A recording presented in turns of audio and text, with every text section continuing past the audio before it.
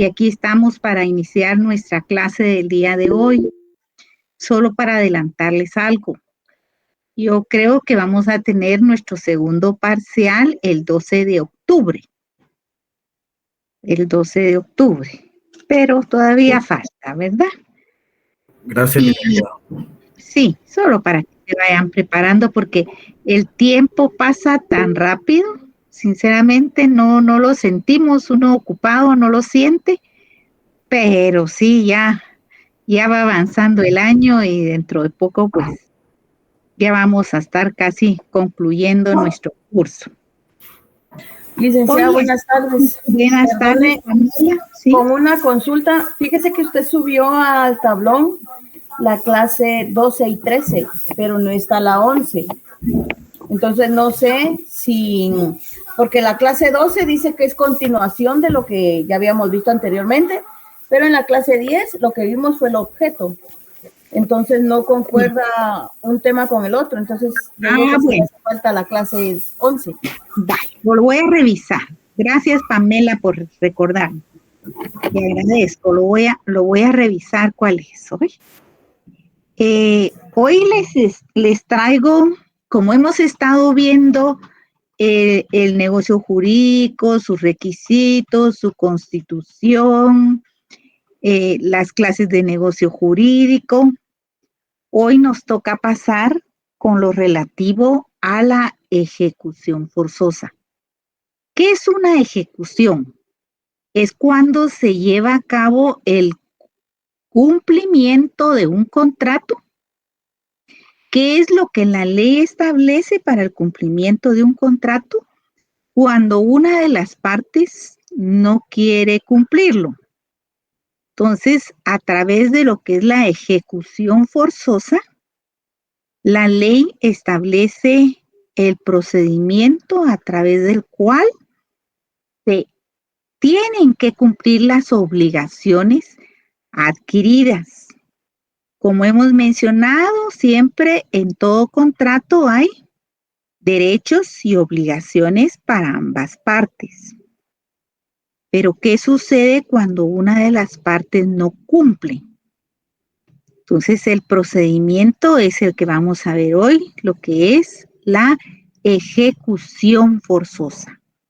Cuando hay necesidad de acudir ante un órgano jurisdiccional para exigir el cumplimiento de lo pactado en un contrato. Por ejemplo, cuando hay un contrato de mutuo, un contrato de préstamo, la persona tiene una emergencia económica y necesita adquirir un crédito, ¿verdad? Y acude a un banco. En el banco efectivamente le dicen que cumpliendo los requisitos de la papelería pueden hacer el contrato de mutuo. Y en ese contrato de mutuo le van a indicar, en primer lugar va a hacer constar la entrega de la cantidad que se está prestando, el interés, el plazo, en fin, todas las condiciones relativas al contrato. El deudor se compromete a pagar mensualidades los primeros 5 días del mes, que va a ser el pago de la cantidad acordada con el banco y tiene que cumplir. Y da una garantía. La garantía también dependerá del monto con el cual se hace el contrato de mutuo. Así será la garantía que se va a exigir en el banco, ¿verdad? En caso de que no cumpla con los pagos, dice, ay, ya me aburrí de estar pagando yo présteme pagando el interés al banco. Mejor ya no le pago. Ya no le voy a pagar más. Así que se quede. Ni cuenta se van a dar los del banco. Y entonces ya no cumple, incumple con los pagos. Entonces, ¿cuál es el procedimiento que se haría en el banco para hacer el cobro correspondiente? A través de una ejecución.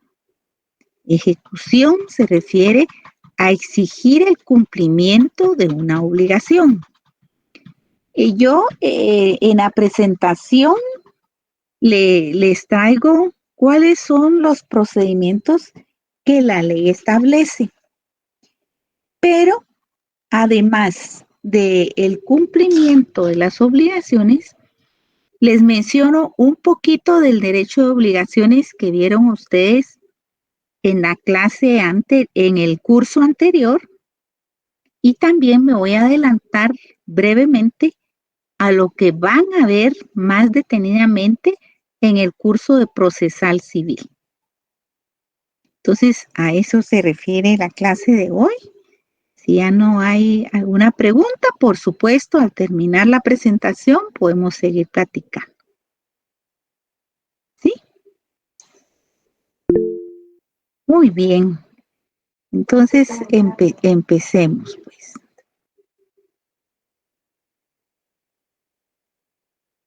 Tiempo para que. En la clase anterior estudiamos el punto 6 del programa, los efectos del negocio jurídico contractual, en el cual analizamos lo que es la obligatoriedad, la relatividad, el contrato a favor de terceros, que puede ser a favor de un tercero o a cargo de un tercero. Nos corresponde en el orden programático la ejecución forzosa en los contratos. ¿Qué vamos a analizar aquí? Una vez cumplidos todos los requisitos contractuales, las partes están obligadas al cumplimiento del contenido del contrato. Cuando no se cumple con lo pactado, procede la ejecución forzosa en los contratos. Ese es el tema del día de hoy. Vamos a recordar lo que estudiaron ustedes en el curso de Civil 3, cuando iniciaron su enseñanza a través del derecho de obligaciones. Hay una definición. El jurista guatemalteco Edmundo Vázquez Martínez define la obligación como el vínculo jurídico que liga a dos o más personas en virtud del cual el deudor queda sujeto a realizar una prestación a favor de un acreedor. ¿Para qué? Para la satisfacción de un interés de esto, para las digno de protección y resguardo, y a ese acreedor le compete y pertenece un correspondiente derecho para pretender demandar y eventualmente exigir tal prestación y cumplimiento.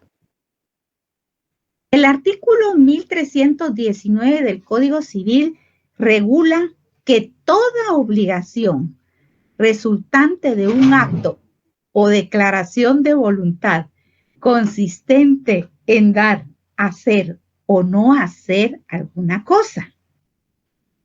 Cuando el contrato, concebido como acuerdo de voluntades, se crea, modifica o extingue obligaciones, es considerado ley entre las partes, ya que a través de ellos se establece de forma normal y ordinaria las obligaciones.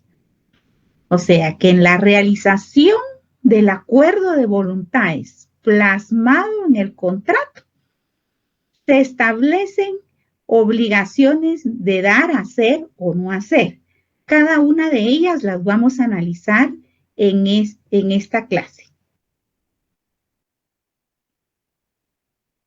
El cumplimiento de las obligaciones. ¿Qué es eso? Es el modo normal de extinción de las obligaciones. Entre esa forma normal de extinción de obligaciones está el pago. El pago que consiste en dar cumplimiento a la obligación que quedó plasmada en el contrato. El artículo 1380 del Código Civil establece: el cumplimiento de la prestación puede ser ejecutado por un tercero, tenga o no interés, y ya sea consintiendo o ignorándolo el deudor. sea, lo importante acá es que el cumplimiento de las obligaciones a través del pago lo puede hacer el contratante obligado, la parte deudora, por ejemplo, pero que ese pago también, como lo vimos al estudiar el contrato a cargo de terceros, también puede ser cumplido por un tercero. Tengan o no interés, y ya sea consintiendo o ignorándolo el deudor. O sea, lo que importa aquí en el cumplimiento de las obligaciones es que se haya hecho efectivo el cumplimiento de la prestación contraída. Extinción de las obligaciones. La doctrina y la ley han aceptado varias formas de extinción de las obligaciones.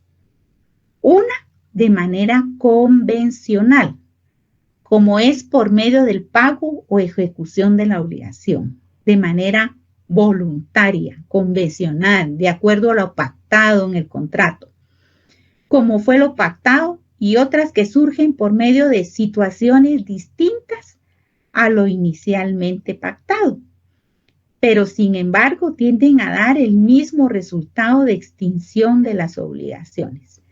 Vamos a ver a continuación cuáles son estas. Se establecen dos formas de extinción de las obligaciones: la normal y la anormal. ¿En qué consiste la normal? Cuando se da el cumplimiento o pago en donde la conducta del deudor y del acreedor son coincidentes en cuanto tienden a que la prestación sea realizada y aceptada en los términos y oportunidad convenidos o bien previstos por la ley. Definitivamente, el procedimiento normal de extinguir una obligación es a través del cumplimiento de las condiciones pactadas, el pago y definitivamente que los dos contratantes estén totalmente satisfechos en que esta forma tienden a que la prestación sea realizada y aceptada en los términos y oportunidad convenidos o bien previstos por la ley. Definitivamente, el procedimiento normal de extinguir una obligación es a través del cumplimiento de las condiciones pactadas, el pago y definitivamente que los dos contratantes estén totalmente satisfechos en que esta forma de terminar el contrato ha sido totalmente de acuerdo a lo convenido. La forma anormal, la cual se da por diversas figuras jurídicas que se caracterizan porque producen como resultado que la obligación inicial desaparezca. Aquí interviene la voluntad de las partes, pero ocurre en términos pactados y producen la misma extinción de la obligación constituida. Estas formas anormales las estudiaron ustedes en Civil 3, pero vamos a recordarlas en esta oportunidad. ¿Cuáles son? La compensación, la novación, tenemos también la prescripción, la remisión, la confusión. Recordemos brevemente cada una de ellas. ¿En qué consiste la compensación? Cuando dos personas por derecho propio son recíprocamente acreedores la una de la otra. Eso está regulado en el artículo 1469 del Código Civil. Dice, hay compensación, tiene lugar cuando dos personas reúnen la calidad de deudores y acreedores recíprocamente y por su propio derecho. En el caso de la novación, ¿qué es esto? Es la figura jurídica consistente en que se da la situación de una obligación preexistente que se extingue por otra nueva que se crea. O sea que hubo un cambio en la obligación que inicialmente se había pactado. El artículo 1478 del Código Civil regula: hay novación cuando deudor y acreedor altera sustancialmente la obligación sustituyéndola por otra. Eso convenía a los contratantes, es su voluntad hacer este cambio. Entonces, el Código Civil también lo establece como una forma de extinción anormal de las obligaciones. La remisión. El convenio entre acreedor y deudor mediante el cual voluntariamente y espontánea el acreedor condona liberalmente al deudor de la obligación contraída por éste. Pues es su derecho, ¿verdad? El acreedor, si lo quiere dispensar de la obligación contraída en el contrato, pues lo puede hacer. El artículo 1489 del Código Civil regula: la remisión de la deuda hecha por el acreedor y aceptada por el deudor extingue la obligación. Confusión. Cuando una misma persona se reúne en las cualidades de acreedor y deudor. También regulado en el 1495. Dice: la reunión en una misma persona de la calidad de acreedor y deudor extingue la obligación. Y la prescripción extintiva, que es por el transcurso del tiempo, cuando una circunstancia que puede afectar la existencia jurídica de una obligación. La prescripción extintiva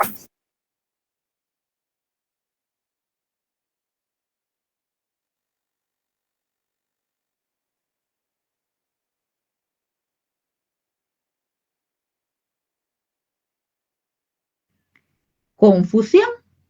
Cuando una misma persona se reúne en las cualidades de acreedor y deudor. También regulado en el 1495. Dice: la reunión en una misma persona de la calidad de acreedor y deudor extingue la obligación.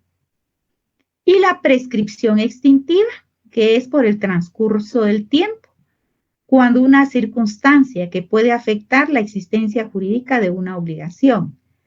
La prescripción extintiva regulada en el artículo 1501 del Código Civil es cuando es negativa o liberatoria, puede ser ejercitada como acción o como excepción por el deudor y eso extingue la obligación.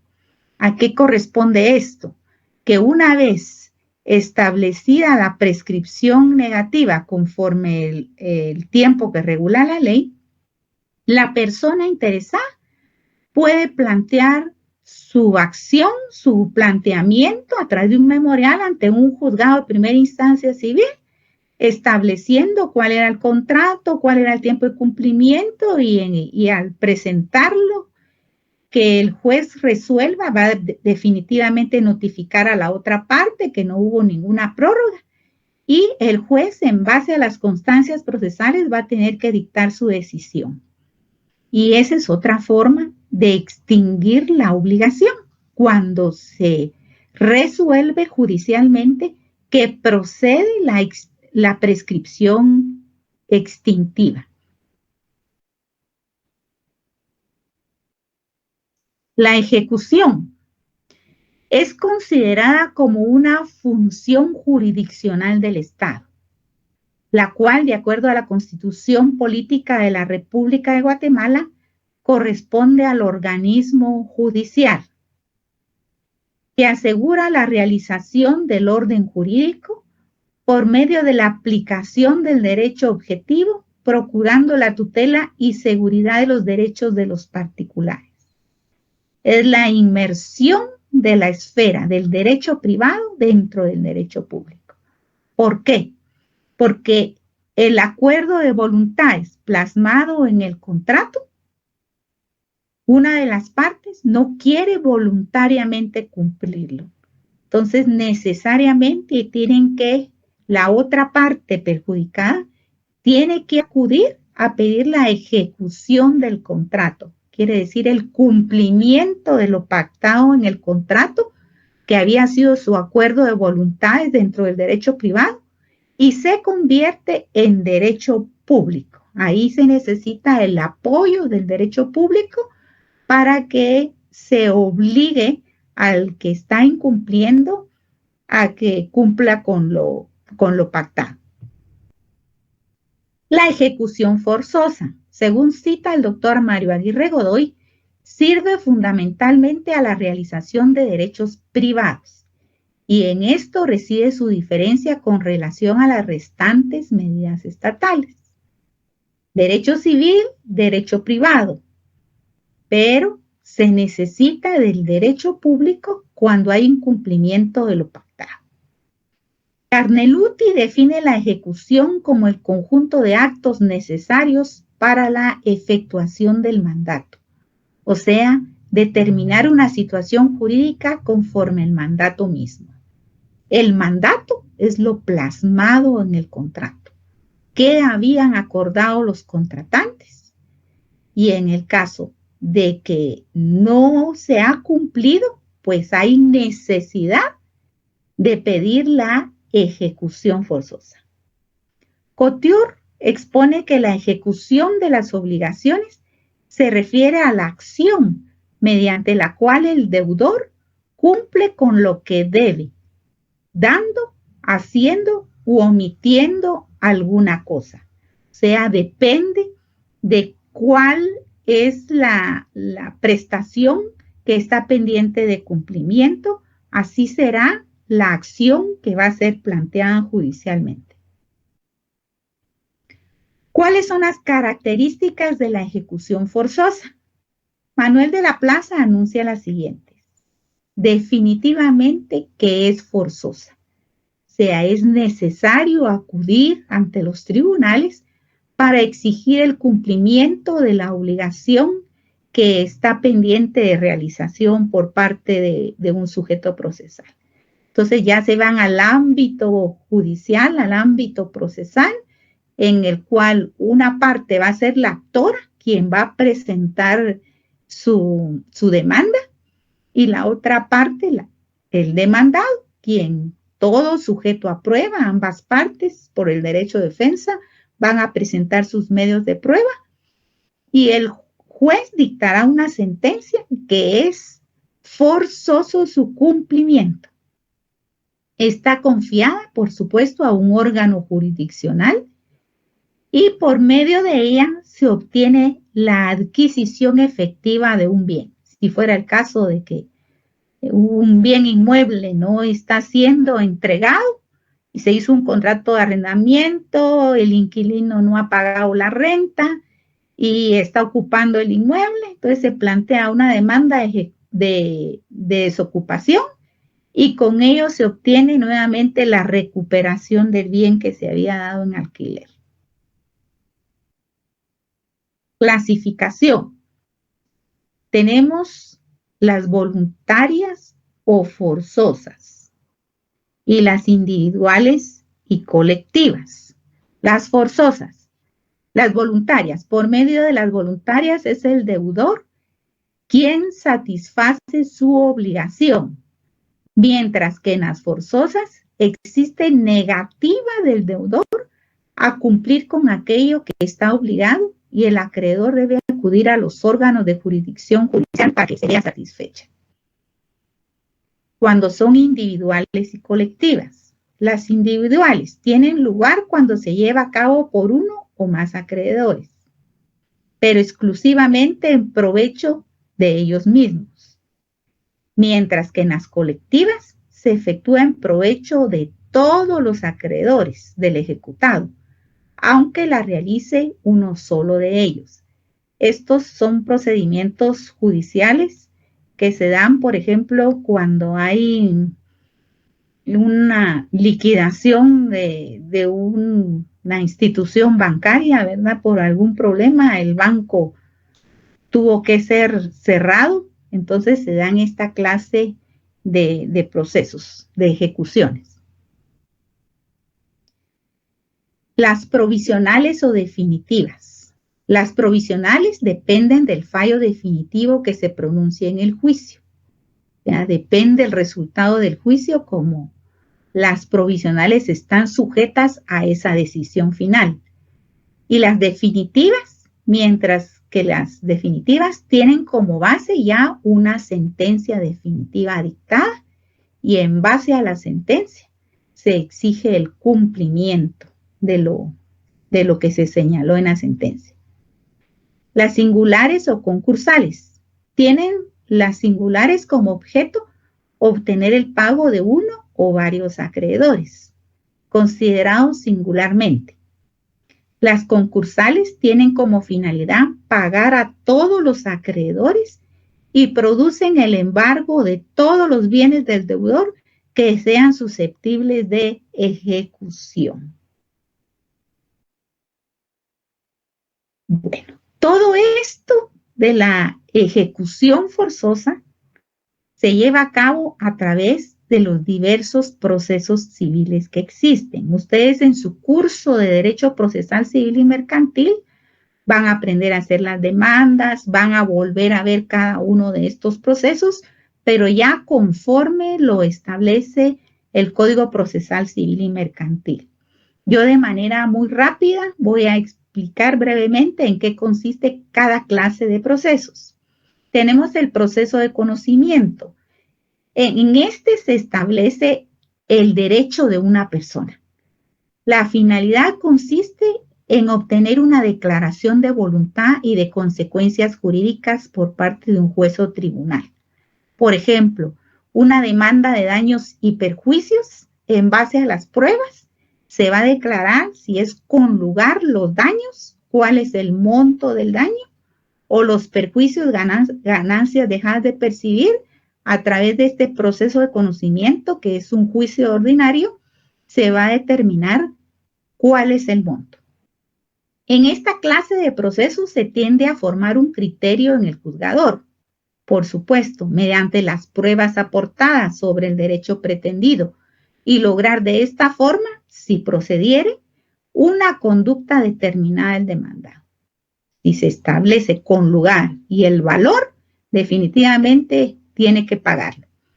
Existen varios tipos de procesos de conocimiento. Tenemos el proceso ordinario, el proceso oral, el proceso sumario y el proceso arbitral del que hablamos anteriormente en otra clase. Esos son los de conocimiento. Y en segundo lugar están los procesos de ejecución, que conducen al cumplimiento de la sentencia. O sea, ya fue dictada la sentencia, se procede a un procedimiento ejecutivo que consiste en una actuación judicial para hacer efectiva una prestación. Por ejemplo, hay un monto establecido, una cantidad, un valor que se estableció de daños y de perjuicios. Entonces se procede a la ejecución para ya el cobro de la cantidad que se fijó en la sentencia. Hay varios tipos de procesos de ejecución: la vía de apremio y el juicio ejecutivo, las ejecuciones especiales y los procesos de ejecución colectiva. La vía de apremio, como en el caso de un juicio oral de alimentos donde la sentencia ya fijó una pensión alimenticia y esas pensiones alimenticias no son pagadas en las mensualidades y en las cantidades fijadas en la sentencia del juicio oral. Entonces se procede a la vía de apremio para dar cumplimiento a lo indicado en la sentencia. El juicio ejecutivo, cuando existen documentos para cobro, entonces a través del juicio ejecutivo se hacen esos cobros. Las ejecuciones especiales, que son de dar, hacer, escriturar y obligación de no hacer. Y los procesos de ejecución colectiva, concurso voluntario de acreedores, concurso necesario de acreedores y declaratoria de quiebra. Esto es de empresas sobre todo, ¿verdad? Principios relativos a la ejecución. La teoría moderna tiene la tendencia a proteger en cierta medida al deudor, procurando que solo se vea afectado en una parte del patrimonio, lo suficiente para satisfacer la obligación adquirida y respeta necesidades mínimas que ésta pueda tener, pero a la vez se debe cumplir con la obligación en su justa medida, respetando el derecho de terceros. ¿Cuáles son los principios que establecen estas teorías modernas? En primer lugar, el principio de la satisfacción máxima de la pretensión jurídica, que consiste en obtener la pretensión en el menor tiempo posible y con el mayor rendimiento. El segundo principio es el de sacrificio mínimo del deudor, según el cual solo se embargan los bienes que sean necesarios para satisfacer las prestaciones del actor, procurando siempre causar al deudor el menor daño posible. El principio del respeto a las necesidades prioritarias del deudor, que se traduce en el carácter inembargable de ciertos bienes y en el beneficio otorgado al ejecutado de percibir alimentos. Principio de respeto a los derechos de terceros, por virtud del cual han de ser respetados en la ejecución los bienes y derechos de los terceros. Principio de respeto a la economía social. Consiste en que la ejecución debe realizarse en forma que la economía colectiva sufra lo menos posible. Por ejemplo, cuando quiebra una empresa comercial o industrial, ha de procurarse que en lo adelante subsista, que no desaparezca. Principio de concurso de acreedores. Se persigue mediante el que un solo acreedor no perjudique a los demás. ¿Y cuáles son los presupuestos de la ejecución? Según el doctor Mario Aguirre Godoy, los sistemas jurídicos requieren de requisitos o presupuestos para que pueda existir un proceso de ejecución en toda la eficacia que requiere la ley.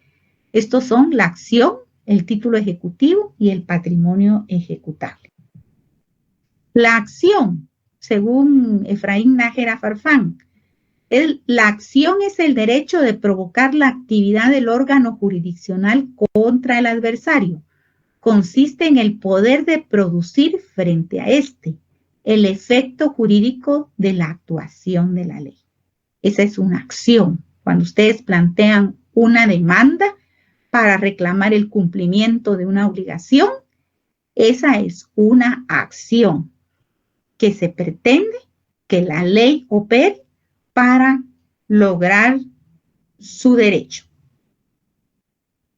El título ejecutivo. Las pretensiones del actor han de fundarse en un título que por su sola apariencia dispense de entrar en la fase de discusión y al menos al momento el derecho a obtener tutela jurídica.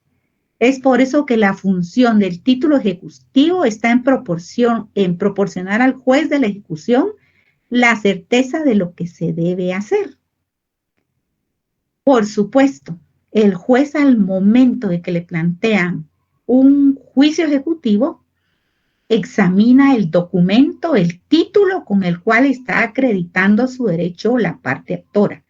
Lo califica si llena los requisitos de certeza jurídica para poder admitir a trámite la demanda. La ejecución puede fundarse en un título ejecutivo judicial o extrajudicial. El título ejecutivo judicial resulta de la declaración contenida en una sentencia. O sea, la sentencia constituye un título ejecutivo para exigir su cumplimiento y sus efectos. Y el título ejecutivo extrajudicial es un documento por el cual una persona reconoce una obligación cierta y exigible a su cargo. Un documento extrajudicial, por ejemplo, un documento de reconocimiento de deuda con firma elaborado en una escritura pública por un notario, eso constituye un título ejecutivo. Para Alsina, el título no es otra cosa que el documento que comprueba el hecho de reconocimiento de una obligación, como la ejecución de una sentencia. El título es el documento que constata el pronunciamiento del tribunal. Continúa exponiendo que este título, que que sirve de base puede ser una sentencia, un reconocimiento extrajudicial o un acto administrativo. De este concepto se determinan 3 aspectos. El primero, que se concibe materialmente el título ejecutivo como un documento. El segundo, que por medio de este se establece la obligación. Tiene que constar ahí cuál es la obligación por la cual se está presentando la demanda. Y el tercero, que a través del documento puede iniciarse la ejecución, que cumple los requisitos que califica el juez para admitir a trámite la demanda. Requisitos para la validez del título ejecutivo son los siguientes. Ha de ser auténtico, debe contener la prueba de una obligación. La obligación ha de ser de tipo civil. Por supuesto, se está planteando una demanda civil, entonces corresponde a los tribunales del orden civil conocer de esta clase de juicios. Y dependiendo la competencia, el monto, así se establece la presentación ante el juez que va a conocer. Ejecuciones especiales. Se originan por el incumplimiento de cierto tipo de obligaciones, de dar, hacer. En cumplimiento queda ejecutado con el hecho de la comparecencia a otorgar la escritura correspondiente.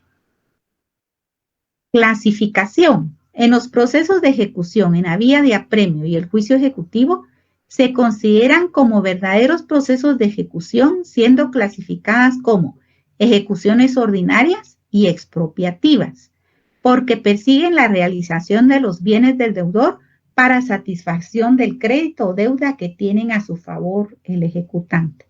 Por eso se da lo que se da la adjudicación en pago, ¿verdad? Cuando la parte deudora no tiene suficientes bienes, el acreedor puede pedir que sea adjudicado en pago el bien que estaba dado en garantía.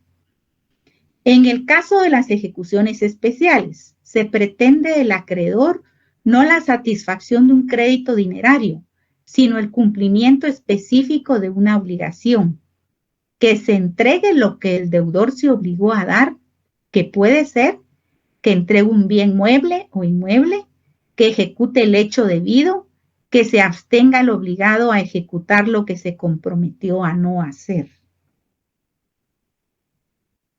¿En qué consiste cada una de estas ejecuciones especiales?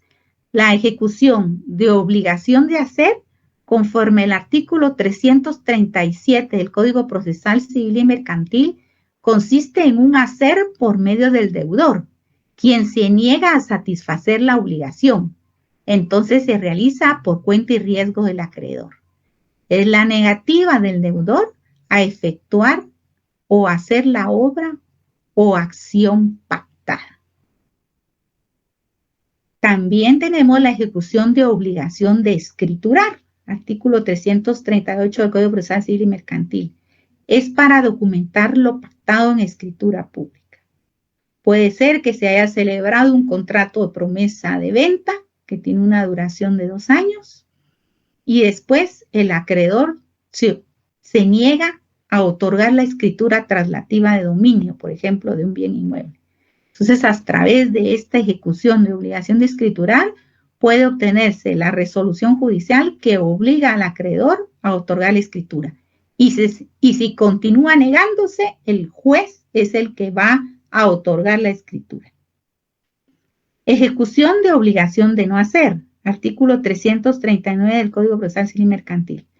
Para reponer las cosas al estado anterior, el ejecutante puede pedir la destrucción del bien, puede pedir que se fijen daños y perjuicios, cuando no se puede reponer la cosa al estado anterior. Por ejemplo, una servidumbre de paso, que no se cumple con lo pactado, que la servidumbre está establecida por 2 años y antes de tiempo construyen una pared que impide el paso de la persona. Entonces se puede plantear la ejecución de obligación de no hacer y por orden judicial la destrucción de la pared que se había levantado, por ejemplo.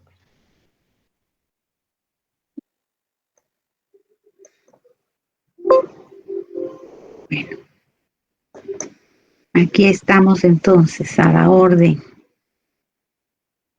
En esta clase que estamos viendo, la ejecución forzosa, esto está dentro del programa del curso que estamos viendo, es en los casos en que las personas no quieren cumplir el compromiso pactado o bien el compromiso ordenado por un juez porque hubo un negocio jurídico, lo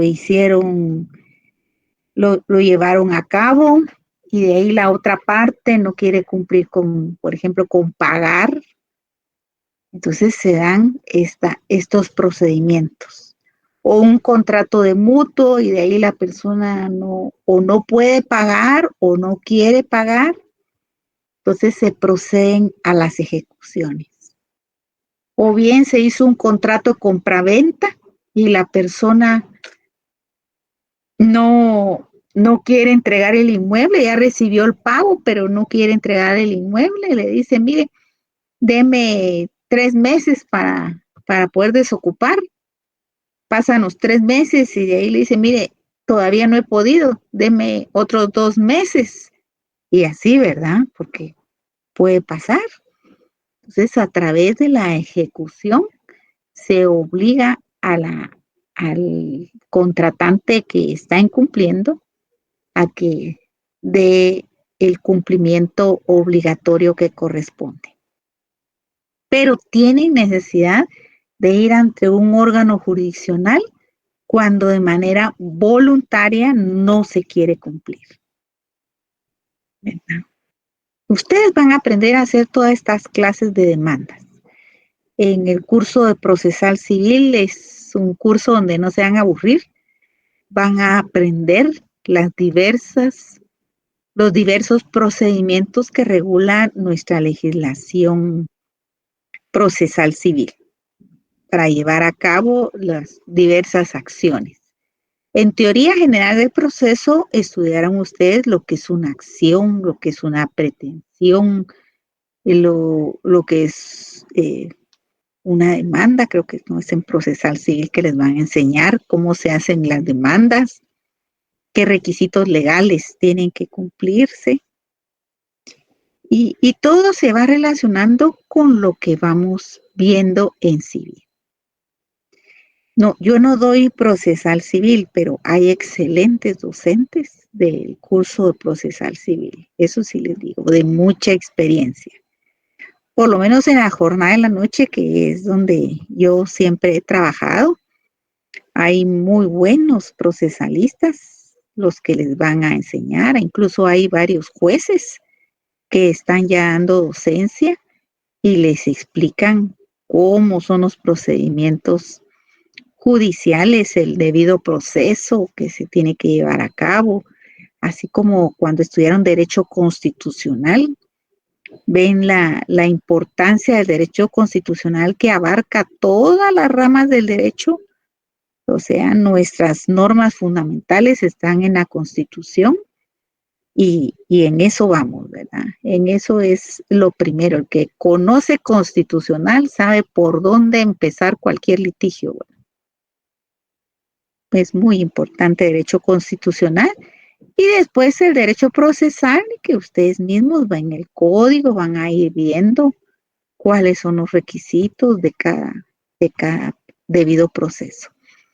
La característica que tiene el procesal civil es que son varios procesos, no es como, por ejemplo, en derecho penal, que es solo el mismo procedimiento penal.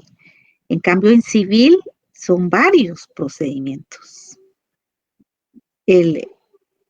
Para un planteamiento de un juicio de desocupación es un procedimiento.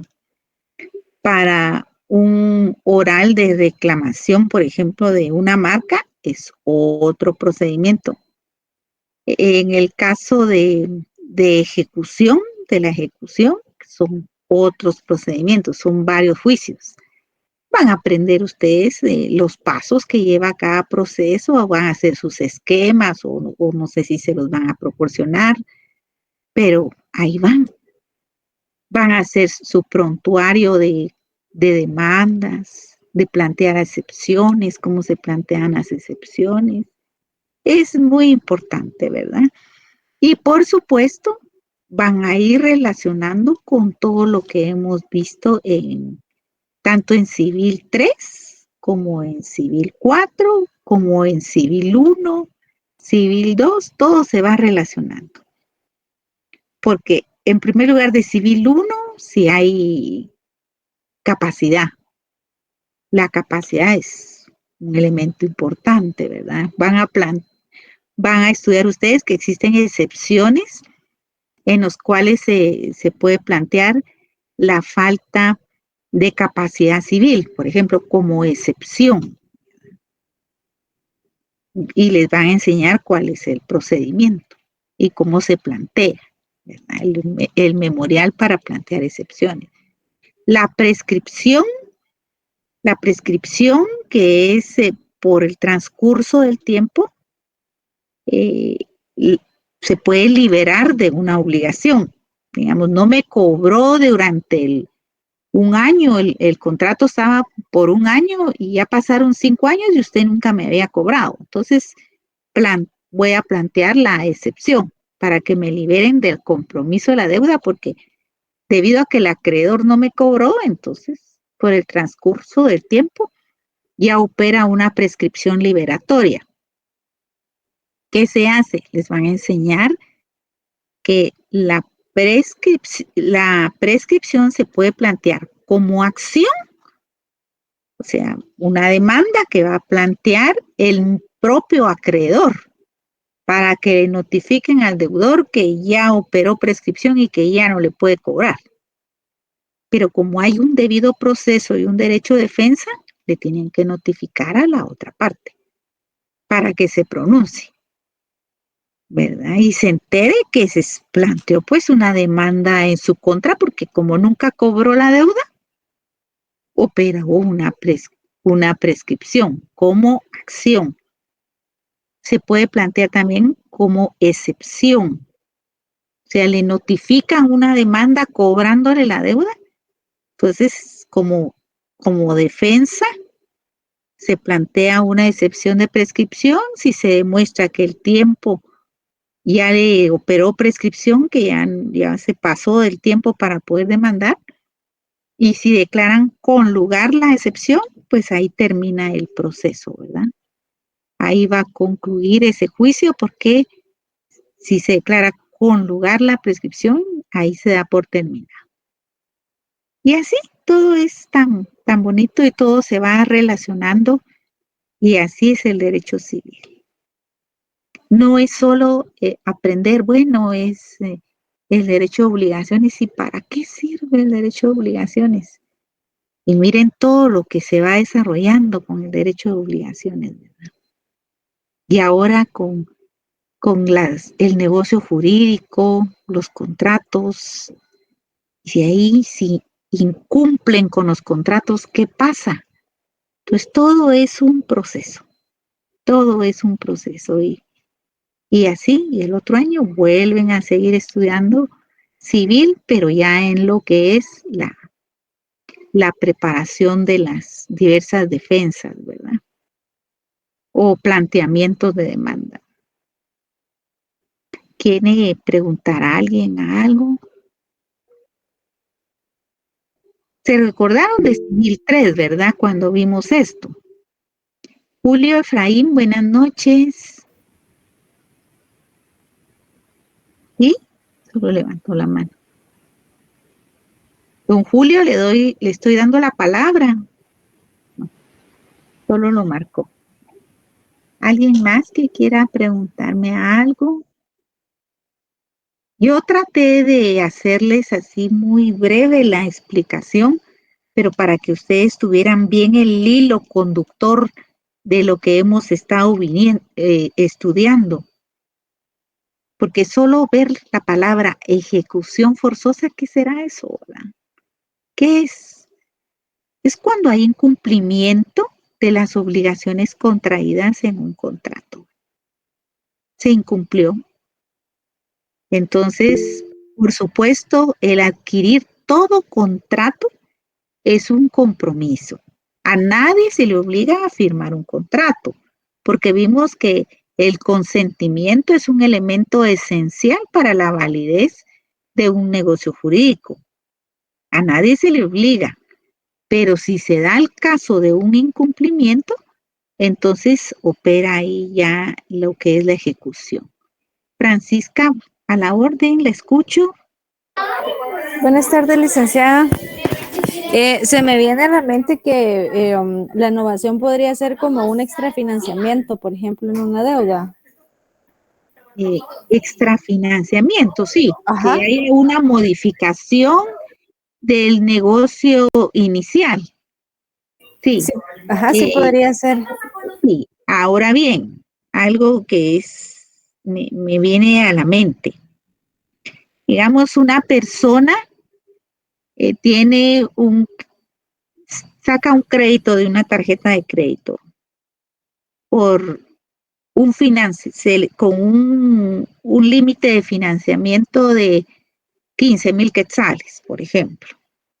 Así han elaborado la contratación, ¿verdad? Con la entidad que les va a dar el manejo de la tarjeta de crédito.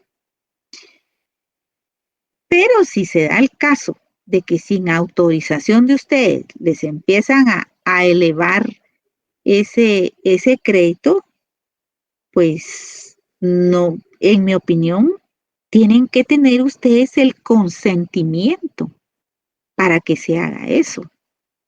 No es de que esos acreedores le van dando el extrafinanciamiento sin autorización de la parte que solicitó ese crédito.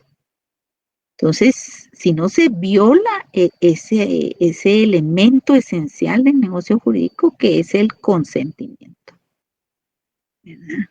Y no es aconsejable que a una persona le den un gran extra financiamiento si ella no lo ha consentido y si ella no lo ha pedido. ¿Por qué?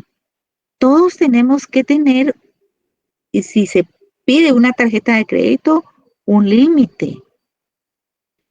Porque sinceramente, vieran ustedes en tribunales, hay muchísimas personas que no tienen, que se descontrolan en el uso de la tarjeta de crédito y no tienen la capacidad para pagarlo, para pagar esos grandes intereses, y de ahí que ya no pueden salir del uso de la tarjeta de crédito. ¿Por qué? Porque les estuvieron subiendo el crédito sin su consentimiento. Entonces, ¿qué sucede? Lo que hacen es afectar el patrimonio de la persona. ¿Y qué es lo que atacan primero? Que los bienes que tengan. Primero su casa, ¿verdad? Su casa, el inmueble donde vive con su familia. Entonces son situaciones sumamente difíciles, y yo sí soy de la idea de que si a alguien le van a estar dando extrafinanciamiento, tiene que tener su consentimiento, porque de lo contrario sí se meten en unos problemas sumamente duros y tristes. Sí, si uno no tiene, mejor no compra esa gran televisión, por ejemplo. Mejor con una televisión pequeña, porque no tiene para estar pagando grandes cosas, ¿verdad? Entonces, no, se puede vivir con esos controles necesarios, ¿verdad? Sí, ¿a eso se refería Francisca? No. Sí, licenciada, sí tenía esa duda de si pudiera ser así. Pero tengan mucho cuidado ustedes, porque los acreedores son muchas veces crueles, ¿verdad? Crueles para cobrar. Sí. Y si tienen un fiador, pobre el fiador, ¿verdad? Por hacer el favor, se ve sumamente afectado. Licenciada, pero para, por ejemplo, embargar o alguna situación así, tiene que ser primero el proceso, ¿verdad? Se le tiene que notificar a la persona o no es Eso necesario. se los van a enseñar en procesal civil. El embargo son medidas cautelares. Desde el momento que se presenta una demanda, el acreedor pide de una vez los embargos como medida cautelar. Sí. Piden embargo de cuentas bancarias, embargo de las propiedades. Son medidas cautelares que regula nuestro Código Procesal Civil y Mercantil. El arraigo también entra entre esas medidas. Medidas cautelares. Y el 35% del salario base, ¿verdad? Creo que es Sí, el porcentaje. sí, también, las medidas cautelares. Eso desde el principio, cuando se plantea una demanda, lo piden. Por supuesto, tienen su derecho de que les notifiquen, pero primero aplican las medidas cautelares y de ahí les llega la notificación después. Brenda Judith, buenas noches. Buenas noches, licenciada. Con respecto a lo que usted dice, he sabido de casos que se han dado, pero más en Banrural y el famoso Banco de Antigua, donde sin autorización de los clientes les han hecho un aumento de crédito y no se sabe a quiénes se los dan. Incluso a los que han sido fiadores le han autorizado a la otra persona un aumento del crédito sin que el fiador esté consciente de por cuánto fue el aumento. Y después la persona no paga y le van a cobrar al fiador, ¿verdad? Lo que usted mencionaba. Y en Banrural, fíjese que he conocido este y el año pasado varios casos donde, sobre todo de maestros, les dieron un plazo de años, ¿verdad? Por ejemplo, les dijeron, mire, su crédito está para 60 meses, pero ahora que han ido a pedir como que su tabla de amortización, les aparecen 6 meses más o incluso 12 meses más cargados al monto de su crédito, ¿verdad? Y lo malo es que como estos bancos a veces no dan el contrato o el pagaré que se firma, no se tiene por escrito, digamos, el número de cuotas que acordaron desde un inicio. Y entonces eso los hace a ellos de que tengan ventaja, ¿verdad?, al poder establecer una demanda. Y muchas casas de cobro, no sé qué convenio tienen con algunos juzgados del Oriente e incluso de Villanueva, donde ahí es donde están llevando los casos, ya no los llevan acá en la capital, sino que allá, para poder absorber a los clientes morosos, ¿verdad? Y poderles cobrar todo lo que ellos quieren, sin respetar ese 35%, porque hay personas que están pagando a pesar de tener otra deuda en otro banco, ¿verdad? Y si bien no fueron buenos para pagar, eso no exime que tengan otras responsabilidades como alimentar a su familia, ¿verdad? Y a veces la necesidad los hace tomar también esas decisiones. Acaba lo que dice Juan Estuardo, juzgados de San Miguel Petapa. Es muy común eso. Qué tremendo, qué tremendo. Muchas veces yo voy a un supermercado y ahí están, mire, tenemos tarjetas de crédito, ahí están los vendedores persiguiendo a los compradores del supermercado. Mire, ahorita si usted acepta la tarjeta de crédito, va a tener derecho a un descuento, por decirle, de 300 quetzales de lo que usted compre. En fin, para embaucar a la persona en esos compromisos, ¿verdad? Y eso sí, tengan mucho cuidado y ahora afortunadamente con el teléfono se puede tomar foto de todo si van a adquirir un contrato y no permitan que no tener copia de lo que están firmando. Tomen foto y hagan sus propios expedientes. Si hacen pagos, tengan el control de todos los pagos que han ido realizando. ¿Por qué? Tanto un deudor cuando es demandado tiene su derecho de defensa, tiene derecho a defenderse, pero en derecho civil existe el principio de la carga de la prueba. para defenderse tiene que probarlo. Si no aporta prueba para defenderse, entonces, ¿qué le dijera yo? A veces duele el corazón ver esa clase de problemas, pero el juez no tiene que fallar de acuerdo a las pruebas aportadas. Así es.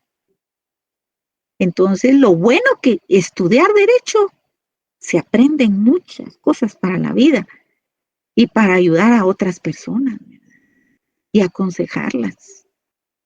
Sobre todo los jóvenes se embaucan fácilmente en estas clases de promociones que le llaman ellos. Y no es así. Tienen derecho de defenderse.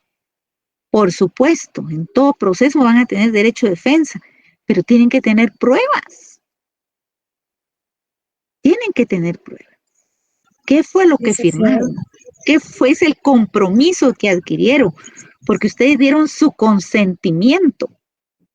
Pero ¿cuál fue su compromiso? ¿Verdad? Perdón. Marco Antonio creo que era el que estaba levantando la mano primero y después le doy a Diana. Sí, licenciada, gracias. Pues a mí me pasó un caso muy particular. Tenía una deuda con un banco ya hace bastantes años que me pasó este caso. Estaba terminando de pagar una deuda, giré un cheque por 150 quetzales, que era el último monto a pagar. Por algún motivo el banco no cobró el cheque y al pasar los años, según yo, se había cancelado la deuda. Intereses. Llegaron hasta casi 5,000 quetzales. Afortunadamente, yo tenía las pruebas de todo eso y de los pagos. Correcto, y sí, ya me habían montado casi 5,000 quetzales más por la última cuota, que eran 150. Cuando demostré todo, pues logré cancelar todo y salir bien de eso, pero son situaciones que le pasan muy comúnmente a la mayoría. No, pero si no hubiera tenido usted el recibo, ¿cómo se defiende? Entonces, hay que ser muy cuidadosos si se comprometen a un préstamo o a utilizar una tarjeta de crédito. Lleven bien sus controles, estén pidiendo sus estados de cuenta para que no caigan en esa clase de problemas. Cuando uno termina de pagar una deuda, tienen que pedir lo que se llama finiquito o carta total de pago. Porque si no les extienden finiquito, carta total de pago, de repente va a aparecer otra vez la deuda, ¿verdad?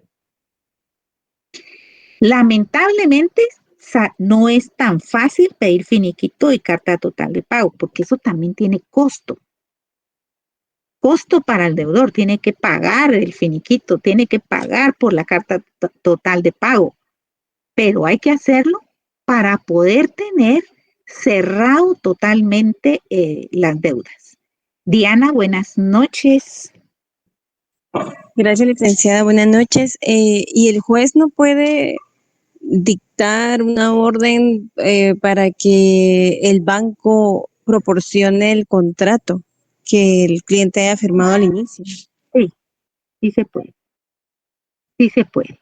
Dentro de los requisitos para cuando hay una ejecución, por ejemplo, yo siempre pido que el título ejecutivo con el cual se está promoviendo eso, que el acta notarial o bien la escritura pública o el documento con el cual están planteando la ejecución demuestre el origen de la deuda. Incluso la Corte de Constitucionalidad ha dictado fallos en el sentido de que tiene que demostrarse el origen de la deuda. ¿Dónde está el origen de la deuda? Vamos a ver quién me contesta. ¿El origen de la deuda cuál es? ¿Dónde se plasma el negocio jurídico?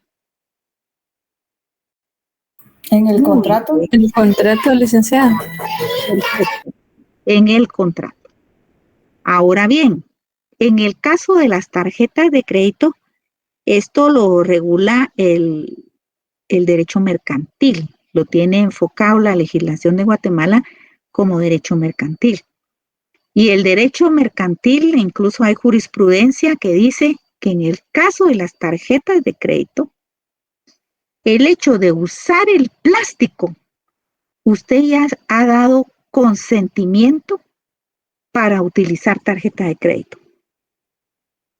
O sea, para otra clase de deudas, un préstamo de mutuo o algo así, sí es el contrato.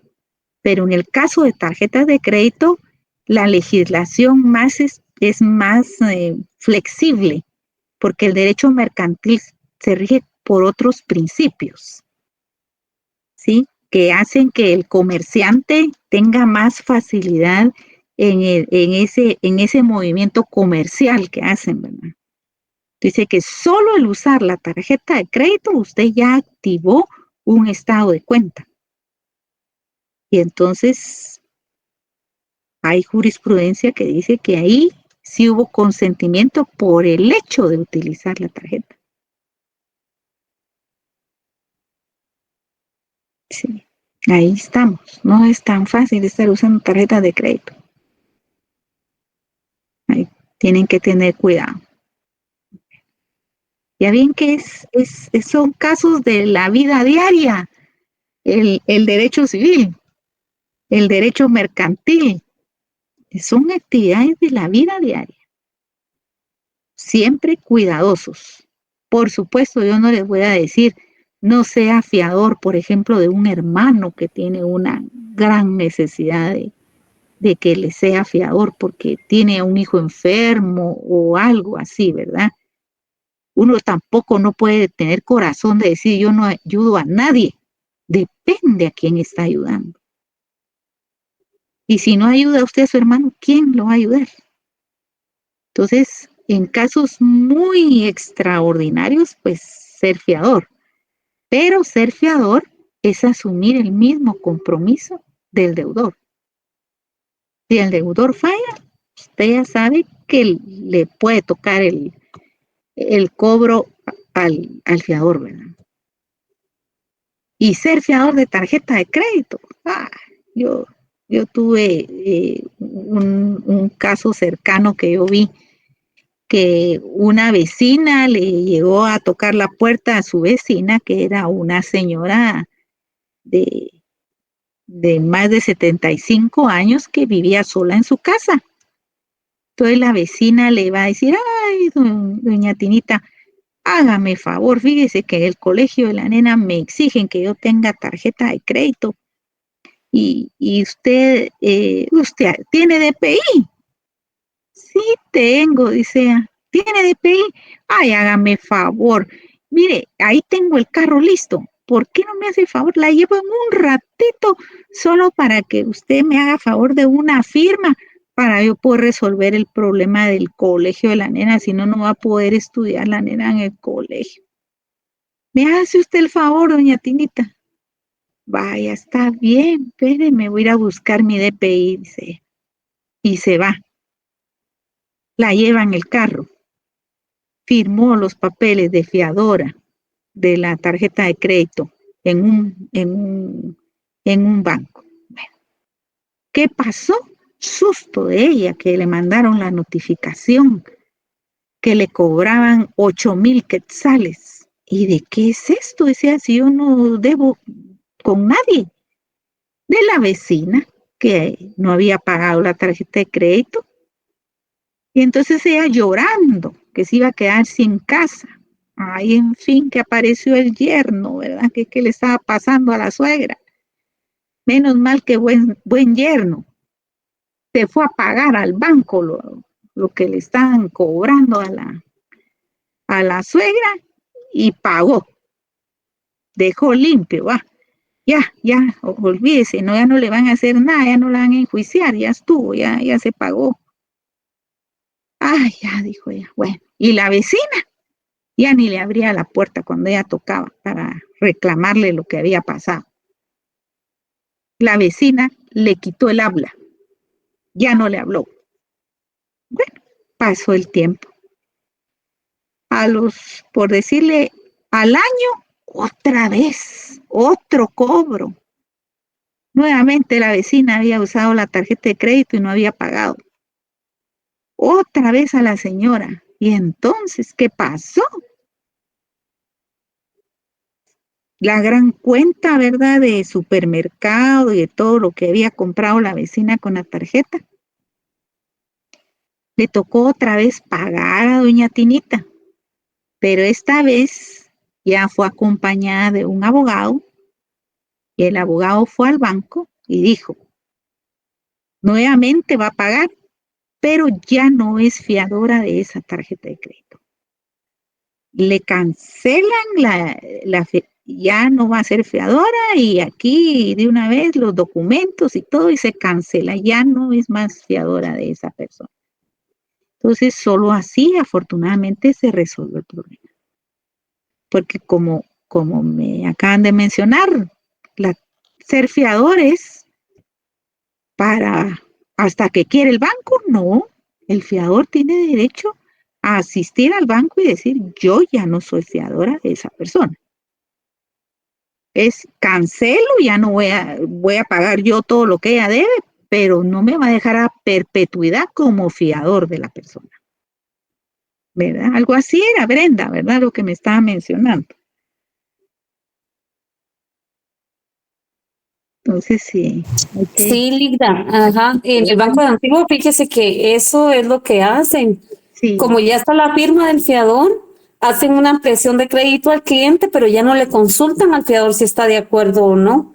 Y entonces muchas personas han resultado con problemas porque cuando se vienen a dar cuenta, ya no es el monto por el que ellos firmaron, sino que es una ampliación que le han dado al cliente y les están cobrando la deuda completa, ¿verdad? Incluso, ¿se recuerda usted cuando estaba Telefónica hace años?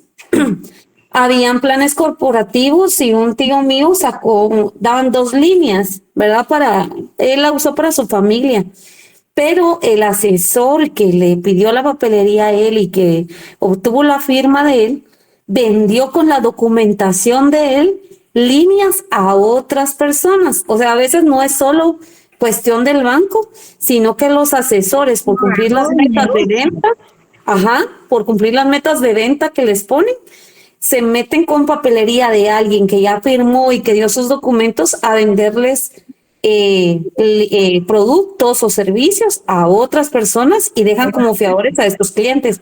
Nosotros nos dimos cuenta porque a él lo llamaron que tenía una deuda y cuando él fue a averiguar, a él le estaban cobrando porque él aparecía como garante de las líneas. La cosa es que tuvo que hacer varias situaciones ahí para resolver y ya no pagó nada, ¿verdad? Porque él le mostró que no conocía a las personas, pero sí fue un proceso bastante largo, ¿verdad?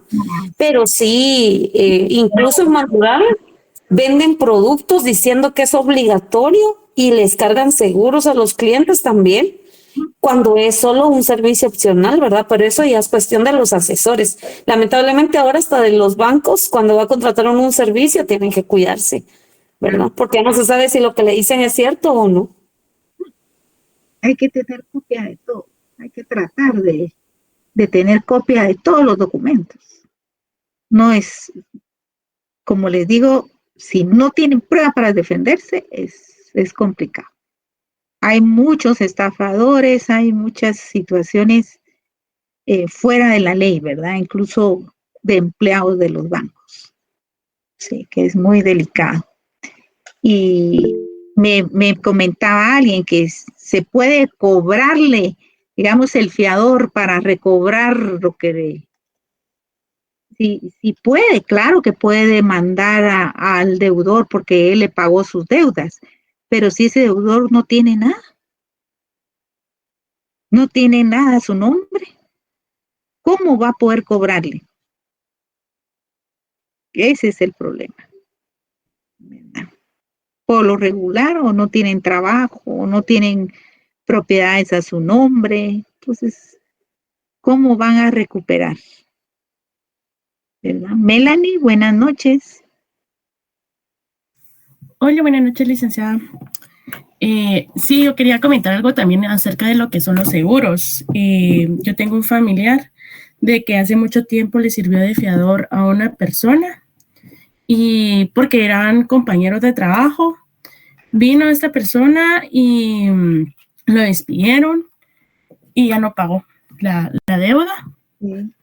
Pero se supone que los seguros están por por X y Y motivo, ¿verdad? La cuestión está de que esta persona vinieron y, bueno, más bien él murió y el seguro seguía, bueno, mi hermano seguía pagando porque era mi hermano, seguía pagando el préstamo, ¿verdad?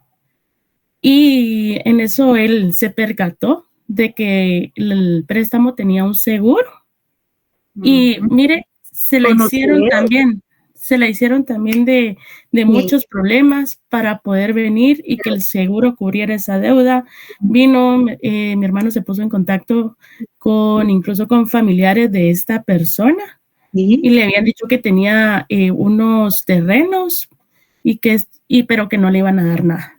Pero como acreedor pueden demandar, porque ahí se convierte el fiador en acreedor de ese deudor, porque él le pagó la deuda. Pero como esta persona falleció, sí se puede llevar a un sucesorio. En el derecho sucesorio, los acreedores, si los parientes no llevan el trámite, los acreedores pueden plantear la demanda. En total de que el intestado, pueden plantear el intestado para poder cobrar con los bienes que haya quedado del fallecido la deuda que le tiene. Pero igual, mi hermano ya no quiso meterse y lo que hizo fue mejor luchar porque el seguro se hiciera responsable, porque ya lo habían pagado durante varios años el seguro, como para que no se hicieran responsables, sí, ¿verdad? Claro. Bueno, sí, es tremendo. Muchas veces será difícil, ¿verdad? Ante ver la necesidad de una persona decir, yo no puedo ser su fiador, porque sinceramente las personas no pagan. Y lo más triste, ni se acuerdan quién les hizo un favor. Las personas no son agradecidas. Dice, ay, de tonto me ayudó, pero y ya cuando uno pide un favor a esa misma persona, esas personas ya no le hacen. Ya ni le hablan a uno, ¿verdad? No le hablan a uno. Así es. Entonces hay que aprender a decir no. No puedo. ¿Verdad? Vaya usted al banco y den garantía a su casa o den garantía a su carro. Pero ¿por qué me va a poner a mí su carga? Hay que aprender a decir no. No es que uno sea mala gente. Simplemente hay que cuidarse. Porque así está el mundo. Después esa amistad se perdió. Se perdió porque ya no le va a devolver lo que usted pagó. Bueno, feliz noche, se cuidan tanto. Nos vemos el próximo jueves en el horario de clase. Bendiciones.